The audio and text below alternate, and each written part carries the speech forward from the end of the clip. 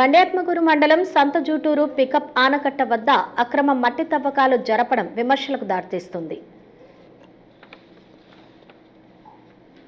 బండ్యాత్మకూరు మండలం కుందు నది తీరం వెంబడి అక్రమ మట్టి తవ్వకాలు కొనసాగుతున్నాయి.